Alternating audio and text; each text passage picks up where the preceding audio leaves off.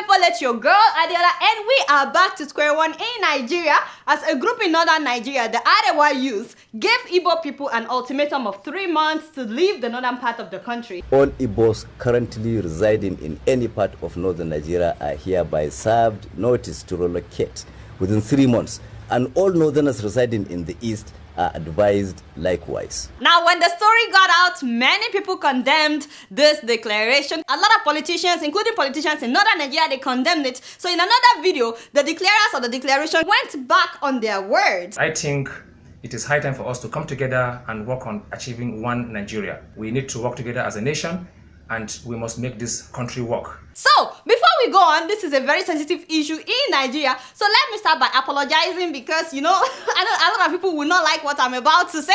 So if you are not open-minded, my brothers or my sisters, please, you can just turn off this show right now. I promise I will not be upset. I already know some people will call me prostitute.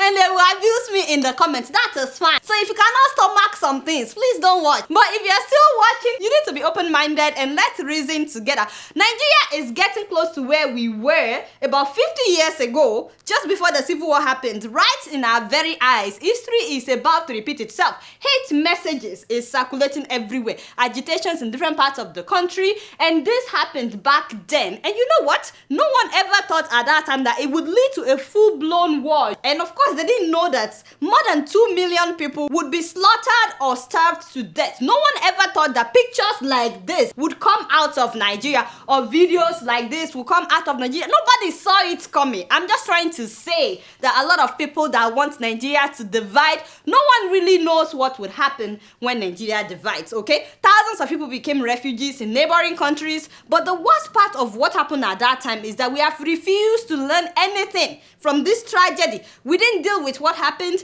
we didn't address the cause of what happened, and we didn't put in any measures or any policies in place to prevent what happened at that time from happening again. So it's not enough. It is not enough to condemn the Arewa youths. The tension is still there even after condemning them. It's not enough to demand for Biafra because the tension is still there. Even if Biafra becomes independent today, there is still hatred. There is still a tension between Biafra and Nigeria, and it could still lead to another war. Which brings me to my very first point, that we need to talk about what happened and we need to make deliberate efforts towards reconciliation. After the genocide in Rwanda, where about 1 million people were killed, killers faced family members of those that they killed. In the process of reconciliation, they screamed at each other, they poured their hearts, they cried, and they sought each other's forgiveness. Whole communities cried. It took time. It's very painful, but it's necessary if they do not want another genocide in Rwanda. And I'm not saying that everything is now rosy or everybody is happy, but at least there has been some healings. But in Nigeria, we pretend as if this did not happen at all, as if it doesn't matter. I don't even know if they teach this in schools anymore. Now look at what is happening today because we ignored the issue. Many people were not even alive when it happened, but the seed is planted in them. The hatred continues. Ignoring something doesn't make it go away. If we don't acknowledge it, we would not learn from it and it could repeat itself. Besides reconciliation, by the way, we need to honor the memory of those that we lost. There should be museums documenting what happened, not just the one in Umuahia, but there should be nationally recognized historical sites honoring those that we lost on both sides. All the names of the victims should be written on the wall, if not all, because we probably cannot remember all, but at least the ones that we can remember, it should be documented, like they did after 9/11, the 9/11 sites or the Holocaust Memorial Museum. If we have pictures, even bones of victims, yes, we can have all this in the museum. Look at Rwanda, and I know I keep coming back to Rwanda.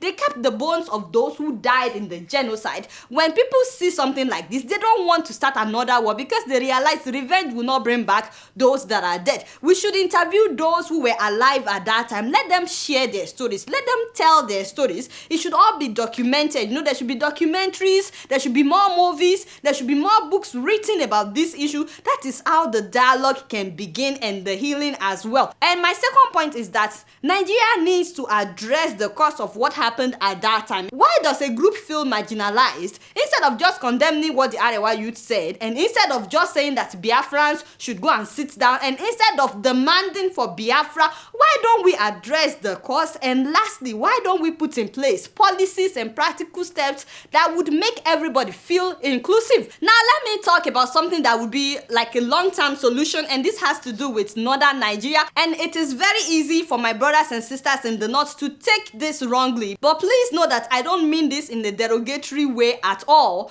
Northern Nigeria needs to invest more in education. It is very, very, very important. Yes, there are millions of educated northerners in Nigeria, but the illiteracy rate in northern Nigeria is alarming. Have you guys seen the statistics compared to other parts of Nigeria? It shouldn't be like this. Not only is the illiteracy rate in northern Nigeria worse than other parts of the country, but there are reports that the illiteracy rate in northern Nigeria is among the worst in the world. That is serious. That is inconceivable. This is the giant of Africa. How can we have one of the highest literacy rates in the world at the giant of Africa? I know that some of you are asking, what does education have to do with reconciliation? Well, while an educated person is thinking about development, you know, a doctor is thinking about how to save lives, an engineer is thinking about what to build, what to construct to help lives, a nurse is thinking about how to save lives. An uneducated person, it is very, very easy, especially young people, when they are not educated, it is easy for them to be recruited into terrorist organizations. I'm not saying that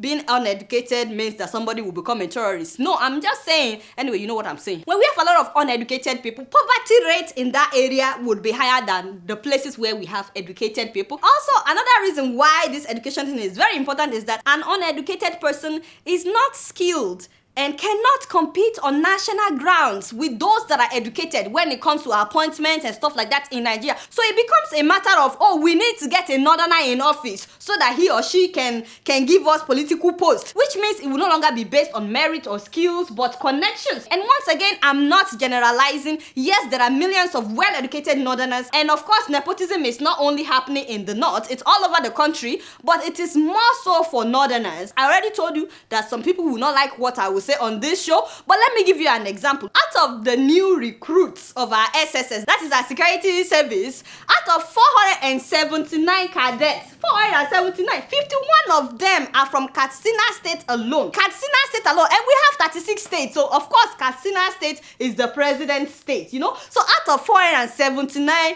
new cadets, 165 of them are from northwest, 100 are from northeast, 66 are from north central. Now let's go to the other parts of the country.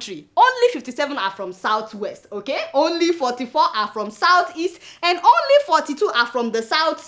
You know, this means that 331 cadets are from the northern part of the country, while only 148 are from the other parts of the country. Now tell me how people from other parts of the country will not feel marginalized, especially when we know the education level, when we know the illiteracy rate in different parts of the country. This is a real issue, and ignoring it will not make it go away. Our leaders need to stop nepotism. They need to make sure that people are well educated so that people can compete equally, because nepotism is one of the things that are fueling the divide in Nigeria, the separation, the disunity. So people need to be educated so that appointment will no longer be based on who you know or connections, but it would be based on merit. Besides reducing poverty rate and likelihood of people joining terrorist organizations, education will also help people to get rid of myths and mentality like, oh, I'm more important than this person. For example, gender equality is still very lacking in northern Nigeria, and I know I'm coming hard on northern Nigeria today, but it is very important. It is because I love you. Because when you see women as of less value, these are women that speak the same language as you, it becomes very easy to see people of other ethnicity as of less value as well, which is why more women from northern Nigeria need to be educated. It will put an end to, you know, some people treating women as if they are properties, as if they have no voice, like their opinion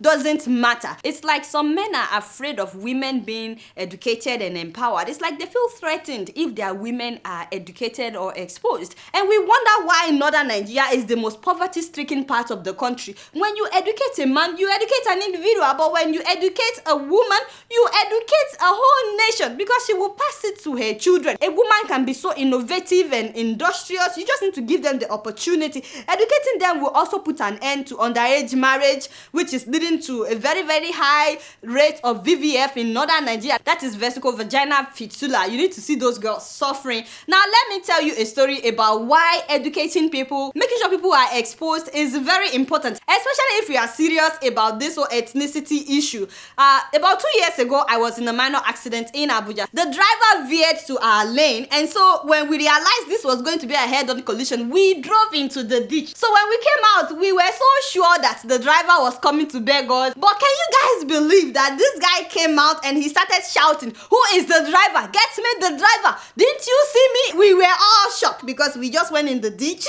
because of this guy, and everybody was shouting at this guy. They were shouting at each other. So finally, I calmed everybody down. I got everybody to stop, and I said, "Mr. Man, why don't you tell us what you think happened here?" And the guy looked at me and he said, "I don't talk to women." Father! Yes, of course, I'm born again. Yes, I'm born again. I'm saved, I'm sanctified, filled with the Holy Ghost. But at that particular moment, my people, I told God, I had to tell God, I was like, "God, just give me 1 minute. Just 1 minute, I'll be right back." What do you mean today? I was ready for a fight. I said, what if I was the one driving? What if I was the only one in the car and this accident happened? You would not talk to me? I was ready for a fight, yo. Everybody started begging me. They were like, "Adeola, oh, it's not what it..." I had never ever experienced something like that ever in my life. I said some things to him that day that he would never forget. And I'm very sure that no woman has ever talked to him like that, because he later wanted to tell his side of the story like I asked him earlier. But you know, I was really disturbed that day by the level of ignorance that a man that looked educated, and of course I told him, I said, "You just look educated, obviously you are not," that a man that looked educated would say, "I don't talk to women." This is why education and exposure is necessary, very, very necessary, because how do you dialogue with someone who already doesn't see himself as equal to you? And if you don't see women as equal, how would you see people of other ethnicity as equal? Although I'm very sure that if I was a minister and he needed a contract, he would talk to me.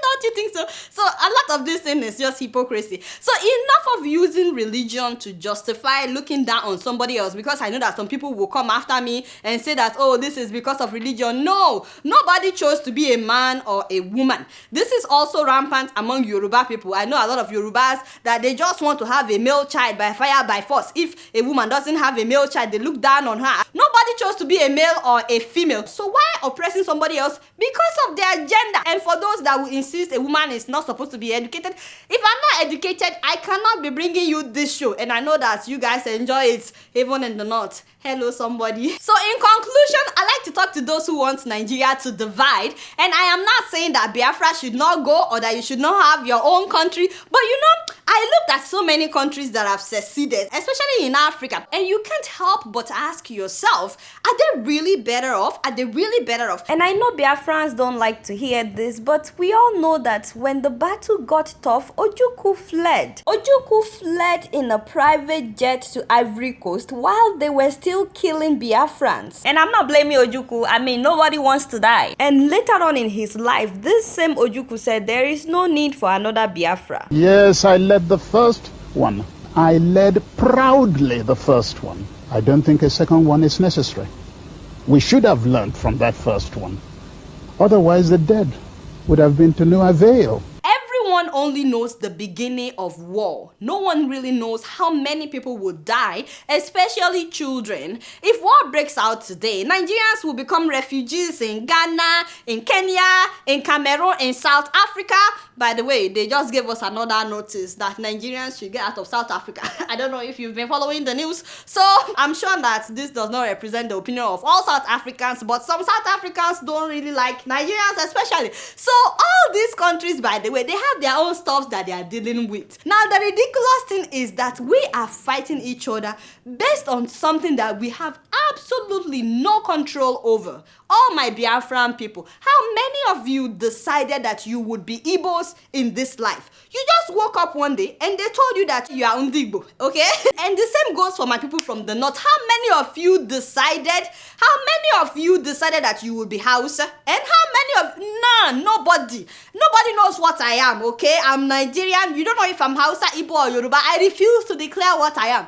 But I did not choose whatever I am. I'm just Nigerian. So nobody had control over their ethnicity. Nobody had any control over the geographical location of their birth or their parents' birth. Yet, we base decisions on this thing. In fact, we kill each other based on this thing.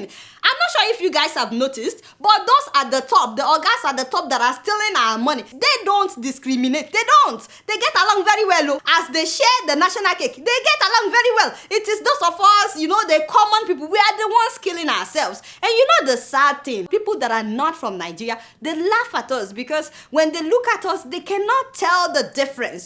Just like when I look at Rwandese, I cannot tell the difference, which makes it very difficult for me to understand why they will kill each other. The same thing goes for us. When people look at Nigerians, they have no idea who is from which ethnicity. So they laugh at us that we're killing ourselves based on this thing. And the core of all this is the fact that we all have the same blood. If somebody is dying and they need blood transfusion, nobody is going to ask the doctor, please make sure you give me Hausa blood because I'm Hausa. Please, you only give me Hausa blood. They don't say, I'm Biafran, you should only give me Biafran blood. Blood is blood. So why do we allow this thing to divide us and make us kill each other? And also religion. That's a topic for another day. So let's not forget, we need to acknowledge what happened and we need to deal with it. Not dealing with it doesn't mean it will go away. And we need to put in place policies that will prevent its reoccurrence. And most importantly, our leaders need to stop nepotism because it is fueling this divide among us. But as you guys know, I don't know much. Guess what? I'm just keeping it real.